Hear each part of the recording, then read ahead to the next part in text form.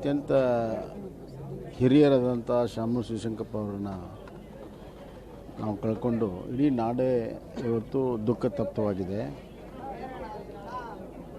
ಒಂದು ಹಳೆ ತಲೆಮಾರಿನ ಒಂದು ಕೊಂಡಿ ಕಳಿಸ್ದಂಗಾಗಿದೆ.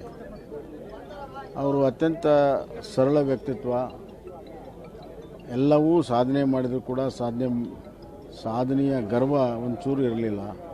ವಯಸ್ಸಿಗೆ ಮೀರಿ ಸ್ನೇಹವನ್ನು ಬೆಳೆಸಿದವರು, ಸ್ನೇಹಪರವಾಗಿರುವಂಥವರು, ಸದಾಕಾಲ ಸಮಾಜಮುಖಿಯಾಗಿ ಚಿಂತನೆ ಮಾಡಿದವರು, ನಾಡಿನ ಏಳಿಗೆಯಾಗಿ ಕೆಲಸವನ್ನು ಮಾಡಿದವರು, ಮತ್ತು ಕೆಲವು ಸಂದರ್ಭಗಳಲ್ಲಿ ನಿಷ್ಠುರವಾಗಿ ದಿಟ್ಟತನದಿಂದ ಪ್ರಶ್ನಿಸಿದವರು, ಮಾತನಾಡಿದವರು, ಅಖಿಲ ಭಾರತ ವೀರಶೈವ ಮಹಾಸಭಾ ಅಧ್ಯಕ್ಷರಾಗಿ ಅಪೂರ್ವವಾಗಿರುವಂಥ ಒಂದು ಸೇವೆಯನ್ನು ಸಮಾಜಕ್ಕೆ ಸಲ್ಲಿಸಿದವರು, ಸಮಾಜವನ್ನು ಒಗ್ಗೂಡಿಸೋದಕ್ಕೆ ಸರ್ವ ಪ್ರಯತ್ನಗಳನ್ನು ಮಾಡಿದಂಥವರು, ಹೀಗೆ ಎಲ್ಲ ರಂಗದಲ್ಲೂ ಕೂಡ ಸಾಧನೆ ಮಾಡಿದಂಥ ಒಂದು ಆದರ್ಶಪ್ರಾಯವಾಗಿರುವಂಥ ಜೀವನವನ್ನು ಅವರು ನಡೆಸಿದರು.